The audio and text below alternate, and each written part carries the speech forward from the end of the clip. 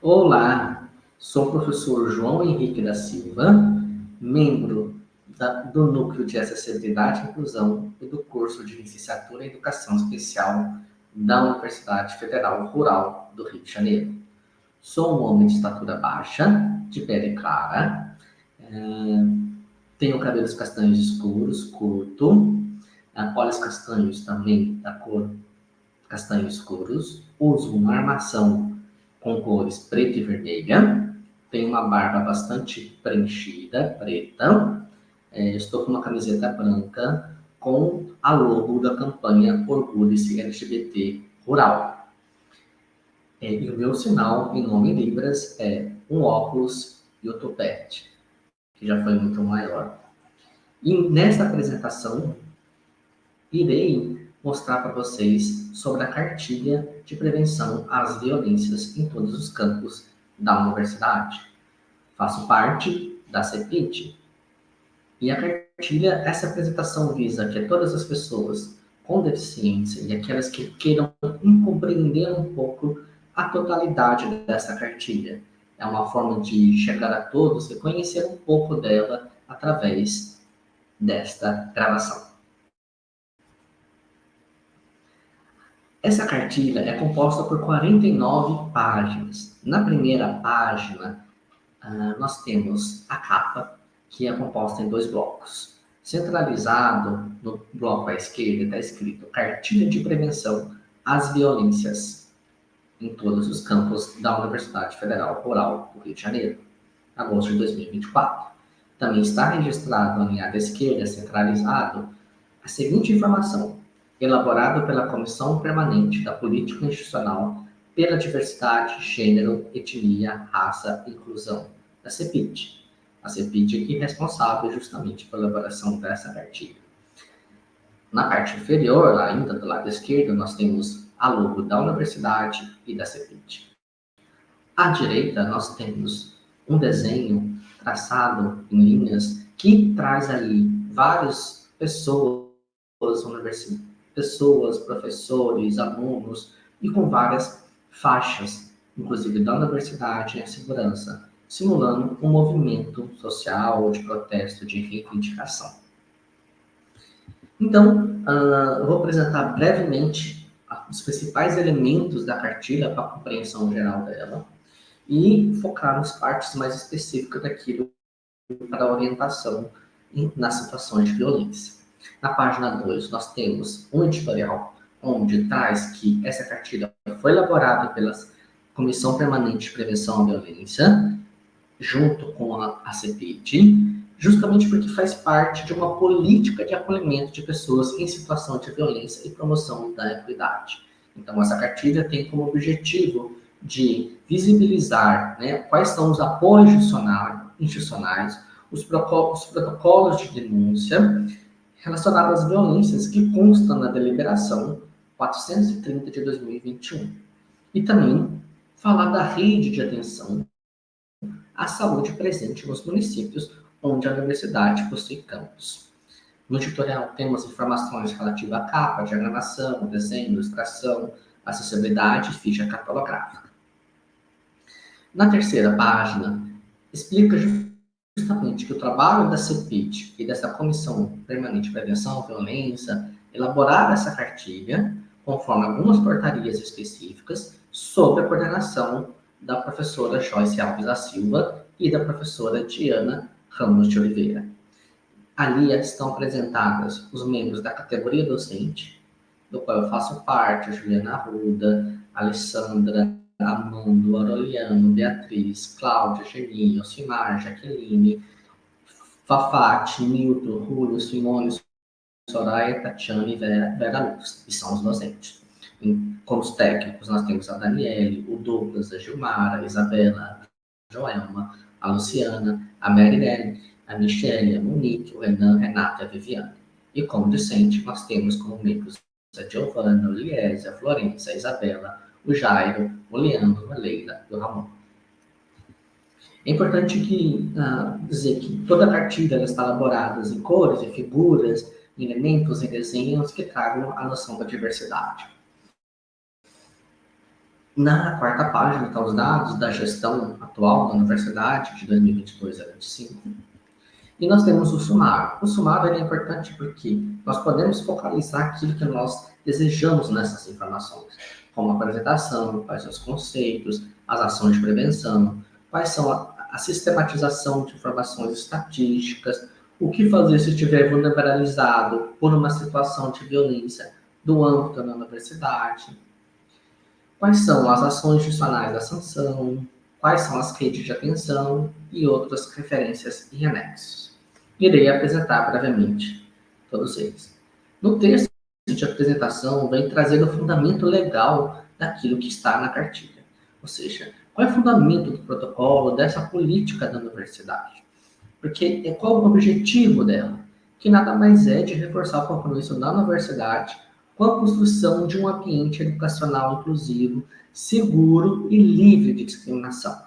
Este manual representa uma iniciativa abrangente para prevenir e enfrentar manifestações de preconceito e violência no âmbito universitário.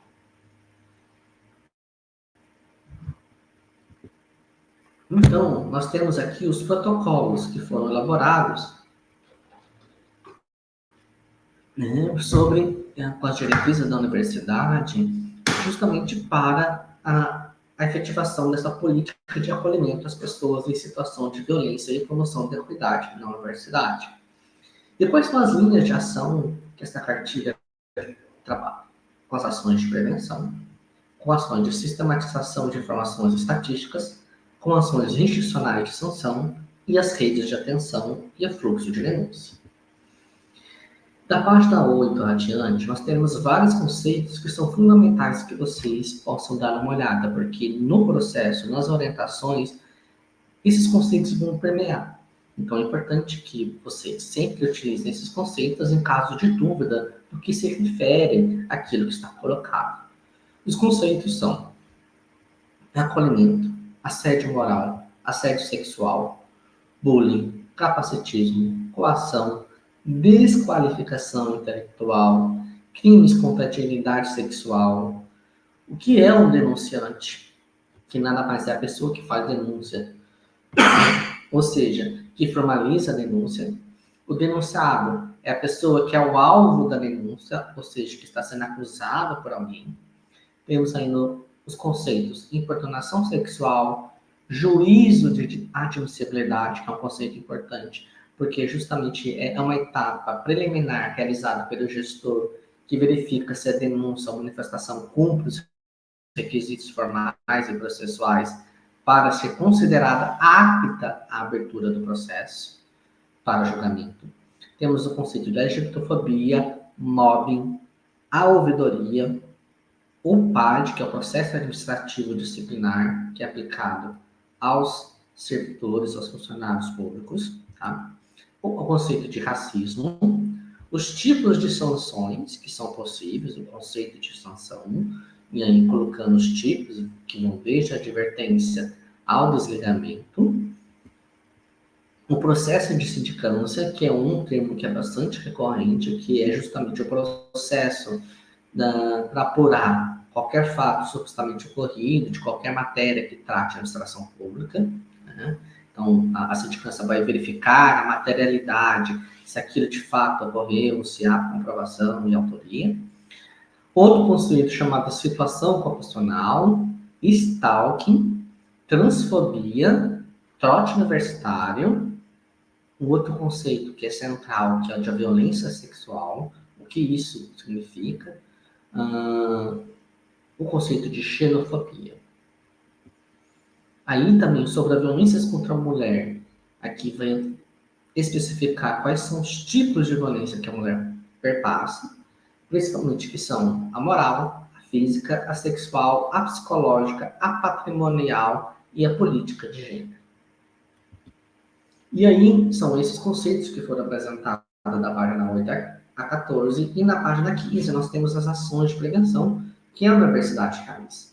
E uma delas centrais é justamente a realizações de atividades educativas a todas as pessoas da universidade, planejado pelas pela universidade, conforme a política de acolhimento, e aí nós temos várias campanhas que trabalham. A campanha por uma rural antirracista, a campanha Orgulho LGBT Rural, a campanha Setembro Amarelo e a campanha Mulheridades. E já na página 17, nós temos a sistematização de informações estatísticas, onde está escrito ali que a Comissão Permanente de Prevenção à Violência, em colaboração com a Comissão Permanente da Política Profissional pela Diversidade, a CEPID, ela tem a função de acompanhar os casos de violência sexual ocorridos na comunidade universitária, coletar e analisar essas informações, produzir relatórios anuais semestrais sobre os casos e contribuir com ações de prevenção por meio de materiais educativos e outras atividades que são possíveis. E aí nós chegamos na parte central da cartilha. Na página 18, nós temos o que fazer se tiver uma situação de vulnerabilidade ou passou por uma situação de violência. Em caso de todos os tipos de qualquer tipo de violação de direitos humanos, diz que sim. Agora, é fundamental, então, que para todos os casos gerais, diz que sim. E aí é fundamental, qualquer situação que estiver vulnerabilizado, é importante denunciar o que ocorreu ou está ocorrendo. Somente é possível dar prosseguimento, atender, acolher e tudo mais se tiver a denúncia. Né? Porque você não está sozinho, existe uma rede de atenção com você que é capaz de auxiliar para enfrentar a situação de violência, inclusive com acolhimento psicológico e de assistência social tão necessárias nessas situações. Então, é importante que aqui a denúncia é o primeiro passo para que as situações sejam tratadas adequadamente e que a pessoa denunciante possa ser acolhida e orientada. Se o caso é de assédio sexual, você pode fazer pelo telefone 190, que é da Polícia Militar. Você pode também fazer na Delegacia Polícia Civil ou Delegacia de Atendimento à Mulher, né? Ou, né, justamente em outras situações que envolva que tenha essa assistência. Você também pode ligar gratuitamente para o Disque 180 para denunciar a violência contra a mulher. Mas e se a gente estiver na universidade? Antes de chegar nesse processo, vamos colocar que as ações institucionais de sanção que foram aplicadas, conforme os códigos disciplinares e éticos da universidade, somente aplicada após a conclusão dos processos administrativos e acadêmicos, conduzidos por comissões específicas, conforme toda a norma. Então, as sanções para o corpo docente, para o técnico administrativo e o terceirizado, têm normativas próprias. E, junto com para o discente, também tem o Código de Conduta Discente, que vocês podem pesquisar e investigar. Lembrando que todos os processos disciplinares são assegurados os princípios de ampla defesa e do contraditório em todas suas faces. Então, aí nós entramos na parte específica que envolve os fluxos ou os procedimentos de denúncias e encaminhamento. Então, vamos considerar primeiro que o fluxo pode variar. Vai depender da situação e das partes envolvidas. Então, vai depender justamente da etapa de apoio, de investigação, de orientação. Então, vai depender do que ocorreu. Então, assim, as instâncias da universidade precisam estar colaborando sempre para que vocês possam atender da melhor forma possível. E é importante que todo esse processo das denúncias sejam protocoladas, né? Ocorrências que tenham se efetivado em torno, em parte, né? Dentro da universidade ou nas atividades relativas ao fazer universitário, que aí envolve as atividades de ensino, de pesquisa e de extensão.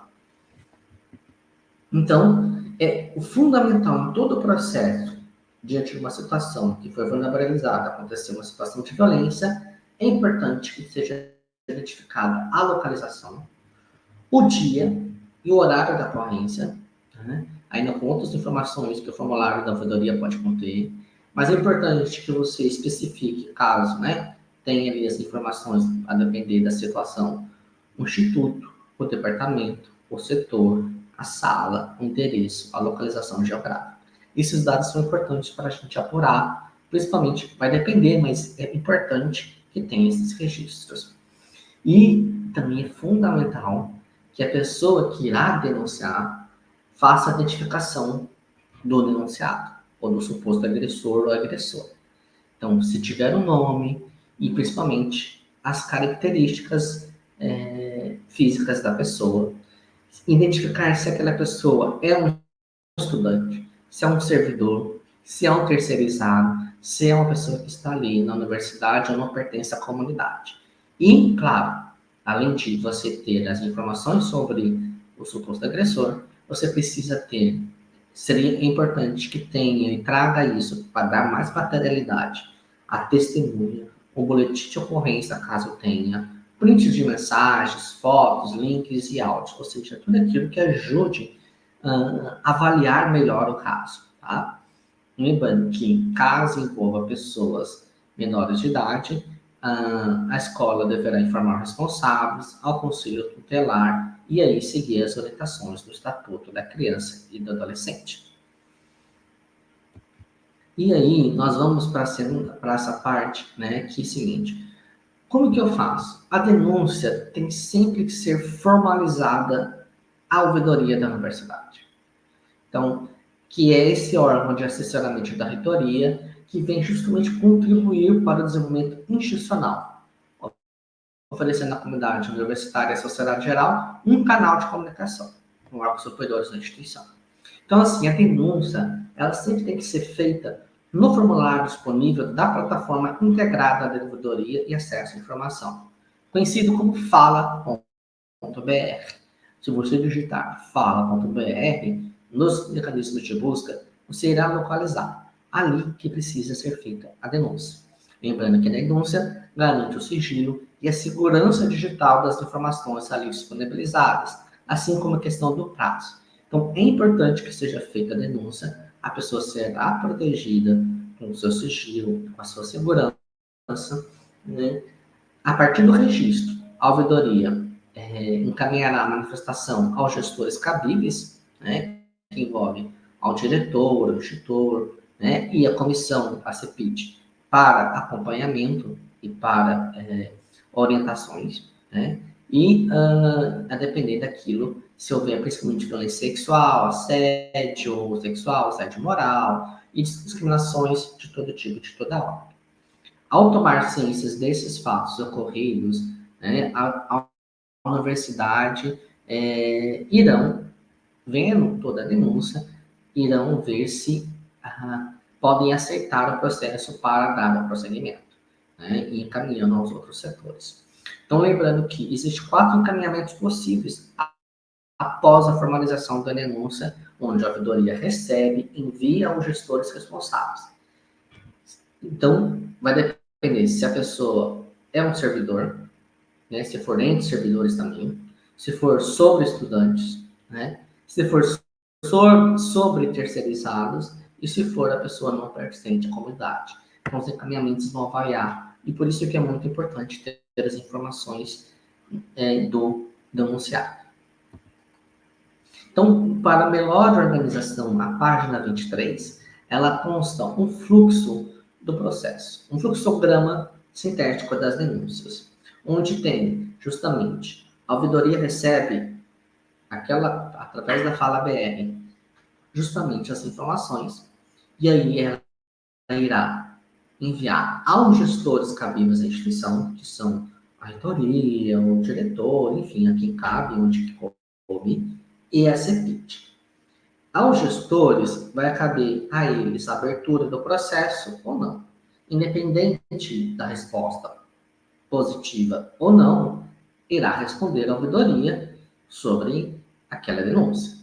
A ouvidoria, ao enviar para a CEPIT, o denunciante, né, a pessoa que sofreu a violência, ela receberá orientação e acolhimento da situação.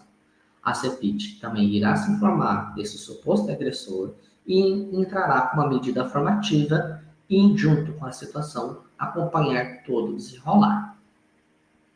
O objetivo é de prestar um apoio a todo esse processo. e, principalmente, acolhimento e orientação à pessoa que sofreu a violência. Então, vamos ver algumas hipóteses. Se o caso for, se a denúncia for sobre os servidores, né, lembra que todo o processo vai pela fala BR, que é a ouvidoria.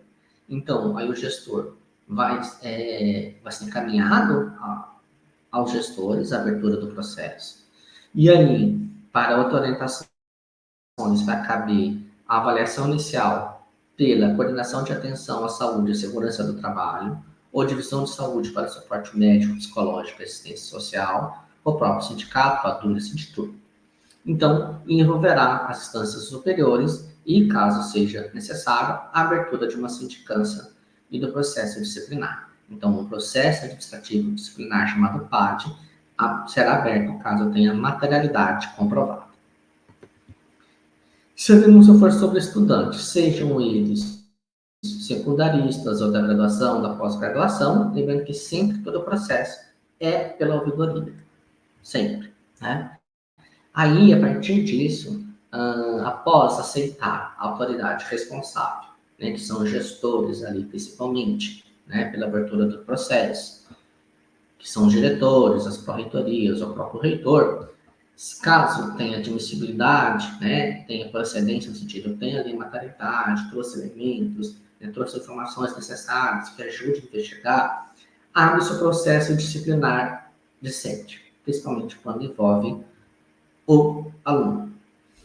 Então, a universidade encaminhará todo esse processo e para acompanhamento psicológico e orientação, nós temos aí da seguinte forma. Para os alunos secundaristas que estudam no colégio técnico, eles podem acompanhar a divisão de assuntos estudantis do colégio técnico da universidade. Outros alunos podem procurar, da graduação, da pós, pode procurar a divisão de saúde, né? E o núcleo de apoio psicossocial do estudante. Então, lembrando que todos os outros serviços poderão ser caminhados à pró-reitoria da graduação, de assuntos estudantis, a coordenação de cursos, a núcleo de práticas jurídicas, a salinha azul e outros projetos. Lembrando que, então, importância aqui, no caso de servidores, é o PAD, e no caso docente, é o PDD. Se o assunto, se a denúncia é sobre trabalhadores terceirizados, a empresa contratada será acionada para tomar as providências. Se a denúncia for da pessoa não pertencente à comunidade, precisa ser tratado na delegacia. Então, vamos para o item 7, na página 27, que fala das redes de atenção. Lembrando que essa rede tem como objetivo acolher e encaminhar as pessoas em situação de violência na instituição para os serviços de saúde e jurídicos internos, além das redes públicas de saúde, combate à violência e as outras que couberem. Então, a CEPID vai acompanhar, junto com a Comissão Permanente de Violência, esse processo em todos os campos da universidade. E, para isso, ela terá também ainda, como rede de atenção, a própria ouvidoria, a divisão de guarda e vigilância da universidade, que vai registrar o boletim de ocorrência, encaminhar denúncia aos gestores, né?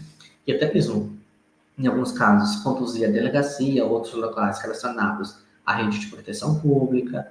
Nós temos, então, ainda a divisão de saúde, conhecido como postinho, que tem ali no campus Oropédica, realiza atendimento psicológico, de assistência social e médico, né, para encaminhamento à rede de atendimento externa à universidade. Se houver caso de violência sexual, a pessoa será encaminhada para exames e profilaxia pós-exposição na rede pública da saúde. Nós temos ainda como rede de atenção um núcleo de atenção psicossocial ao estudante, que oferece apoio psicológico, de assistência social e pedagógico aos estudantes da graduação. Nós temos a própria coordenação de atenção à saúde e segurança do trabalho, que vai oferecer auxílio nos casos médico, psicológico, assistência social para os servidores e também casos de assédio. A própria salinha azul, que nós temos ciência oropédica na Uva Sul, com terapias integrativas. Temos a pró-reitoria de graduação, a pró-reitoria de assuntos estudantis, a de gestão de pessoas e as direções de campus. Temos ainda as coordenações de curso, os chefes de departamento açuliano, a Associação de Docentes da Universidade Rural, o Sindicato dos Trabalhadores da Educação da Universidade, o Serviço de Psicologia Aplicada e o Núcleo de Práticas Jurídicas. Na página 8, nós temos as referências dos documentos que consubstanciam as ideias. Nós temos o anexo, no item 9, o anexo 1, que consta um formulário para registro presencial de denúncia em setores no campus da universidade. Então, para fazer uma registro, lembrando que todas as denúncias é importante que seja feita a ouvidoria. Mas além da situação que ocorrer, se for precisar fazer um registro presencial, justamente para isso, e principalmente na sala da CEPIT, por exemplo, a pessoa terá que informar a data da denúncia, o tipo de denúncia, se é nominal, anônima, que ela vai querer sigilosa, individual, coletiva, a identificação do denunciante, porque a gente precisa ter um registro para acompanhar essa pessoa, lembrando que será resguardada a questão do sigilo, o nome dela com seus dados pessoais e o seu vínculo com a universidade. Né? Caso tenha, seja discente as informações relativas ao curso, ao período, também, em todos os outros casos, são necessários os dados relacionados à idade, a raça, a cor, nacionalidade, escolaridade, endereço, situação ocupacional, se recebe algum benefício, se o estudante é menor de 18 anos, então todos os outros casos. E também ele vai precisar classificar a ocorrência, que tipo ela é violência sexual, discriminação, de que tipo, gênero, racismo, LGBTfobia, xenofobia, bullying, capacitismo ou outro. E onde ocorreu? Foi no presencial ou no virtual? Em qual campus? Né? E a descrição no local específico, a data da ocorrência e horário aproximado ou período. E aí, neste formulário para registro presencial, também é importante a identificação do denunciado, como nome, caso tenha, né? O vínculo dele, como disse anteriormente, qual a descrição da relação dele com a universidade, e aí o tipo de relação entre os envolvidos. É entre discente e professor, discente e técnico, enfim, as possibilidades que são.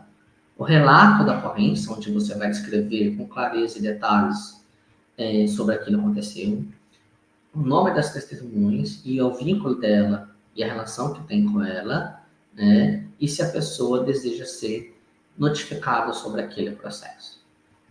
E também, na verdade, nesse formulário, se o denunciante deseja receber apoio institucional. Então, se ele precisa, o que ele precisa, o que ele gostaria? Assistência social, atendimento médico, psicológico, atendimento administrativo, para caixa de afastamento, licença, etc. Atendimento civil, como boletim de ocorrência, transporte, acompanhamento, orientação jurídica. Ele pode marcar qualquer as opções relatadas. Então, este formulário, ele vai padronizar o atendimento nos campos da universidade, né? Principalmente, eu falei na sala CEPIT, mas pode ser em outros espaços.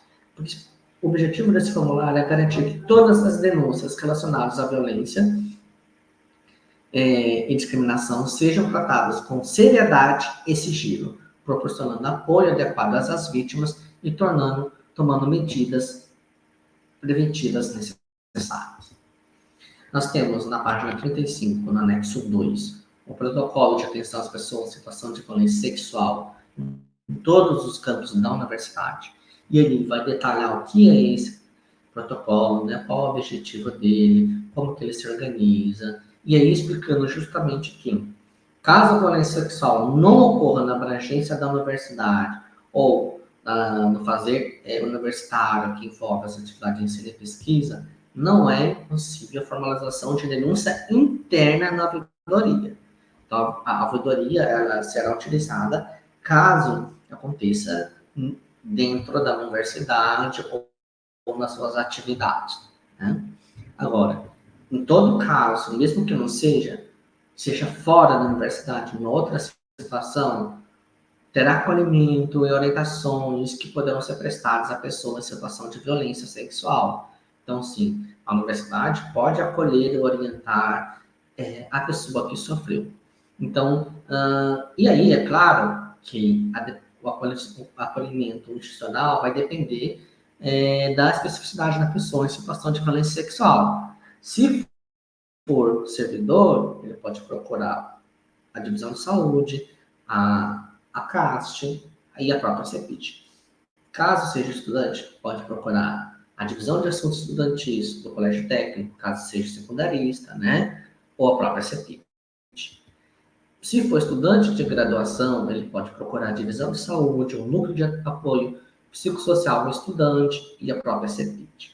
Se for estudante da pós-graduação, também pode procurar nos mesmos lugares que estudante. Se for terceirizado, ele pode buscar apoio junto ao gestor do contrato ou a própria divisão de saúde, a CAST e a CEPID. Então, ao tomar ciência da manifestação, o setor que acolheu o acompanhamento dessa situação e a orientação e encaminhamento da pessoa em situação de violência sexual, né, irá proceder, irá acionar as instituições, as políticas públicas externas à universidade também para auxiliar. E aí, na página 38, nós temos todo um fluxograma sobre o caso de violência sexual. Lembrando que é importante sempre haverá um acolhimento institucional. E se é dentro da universidade, é uma situação. Fora da universidade, tem outras situações e que envolve redes, por exemplo, que é fundamental que diante de uma violência sexual, ela seja acolhida, todo o processo seja feito até 72 horas, né? Porque até 72 horas pode ser uma anticoncepção de emergência e realização de exames laboratoriais, profilaxia contra HIV e da ST, além de solicitar a requisição de exame pericial, né? Fazer coleta de vestígios da violência sexual. Já após 72 horas, serão feitos também exames laboratoriais e a profilaxia. Também será vista a questão das coletas de vestígio. E tanto nos dois casos, até 72 e após, é necessário atendimento psicológico, serão feitas orientações de encaminhamentos sobre a denúncia, né? E aí todo o processo que envolve outras decorrentes disso que consta justamente no protocolo, no caso de violência sexual, que requer uma apresentação específica. Tá? No anexo 3, na página 40 adiante, nós temos quais são as redes de atenção, né, nos municípios que envolvem principalmente a universidade, quais são as unidades de atendimento, os seus endereços, para que vocês possam procurar e acessar. Então, nós temos uma lista de vários, aqui do campus Oropédica, do campus de Nova Iguaçu, de Três Rios, de campus de Goitacazes, que vocês podem, justamente o que você pode fazer. Então, vamos lembrar que essa cartilha visa justamente orientar e fornecer orientações para combater e prevenir situações de violência. E ela é um instrumento que é importante que você acompanhe, que você sempre tenha em mãos, que você possa sempre acessá-la e utilizá-la em todos os outros espaços. Inteira ela fácil, caso você precise. Desta forma, eu encerro essa apresentação e que todos os nossos direitos sejam conquistados.